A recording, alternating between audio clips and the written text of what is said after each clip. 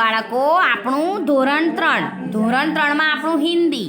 તો આપણે હિન્દીની ચોપડીમાં પેજ નંબર 39 આવ્યા છે. જુઓ, આપણી ચોપડીમાં પેજ નંબર 39 પર આપ્યું છે સ્વાધ્યાય આપ્યું છે.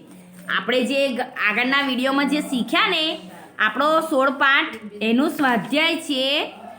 જુઓ, આપણા 16મા પાઠની અંદર શું હતું કે ફળ અને ફૂલના નામ હતા. ફરી એનું આપણને ચિત્રની નીચેના નામ હતા અને ફરી બીજા પેજ ઉપર પેજ નંબર 37 પર આપણને ચિત્રો આપ્યા હતા અને એના કૌંસ આપ્યા હતા. એ પ્રમાણે શીખ્યા.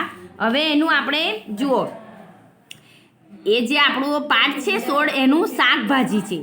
શાકભાજીના ચિત્રો આપ્યા છે એ પણ આપણે વિડીયોમાં શીખ્યા પેજ નંબર 38 પર. હવે પેજ નંબર 39 પર આપ્યું છે કે આપણું જે પાઠ 16નું સ્વાધ્યાય છે અહીંયા સૂચનામાં આપ્યું છે કે કૌંસમાં આપેલા શબ્દોમાંથી શાકભાજીના નામ શોધીને ચિત્રોની નીચે લખો.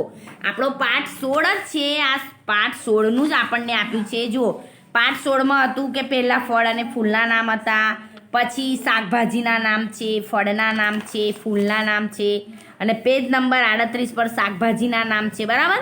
એ શાકભાજીનું આપણને સ્વાધ્યાય આપ્યું છે પેજ નંબર 39 પર. તો પેજ નંબર 39 પર તમને શાકભાજીના ચિત્રો આપેલા છે. જુઓ, અને એ ચિત્રોનો ઉપર કૌંસ બતાવ્યો છે. કૌંસમાં ચિત્રોના નામ આપ્યા છે. તો મેં તમને પૂરીને બતાવ્યું છે ચોપડીમાં, પણ આપણે શીખવાનું છે. પરીક્ષાના લીધે આપણે શીખવું તો પડે ને.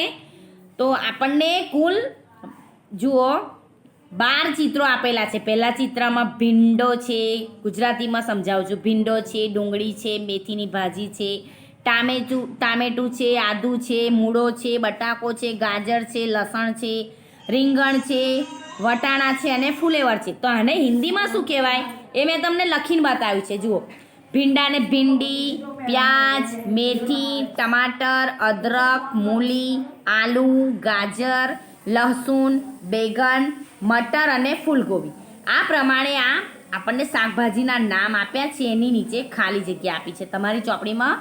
મેં તમને વિડીયોમાં પૂરીને બતાવ્યું છે એ પ્રમાણે તમારે જોઈને અંદર ચોપડીમાં પૂરવાનું છે. ચોપડીમાં પૂર્યા પછી આપણી જે હિન્દીની નોટ છે એ નોટની અંદર તમને ચિત્ર દોરતા આવડતું હોય તો દોરવાનું છે, અને ના આવડે તો ચિત્રનું નામ લખવાનું છે. એ નામને આપણે ચિત્ર એક જ વાર દોરવાનું છે અને ચિત્રનું નામ આપણે 5 વાર લખવાનું છે. એ આજનું આપણું લેસન છે બેટા.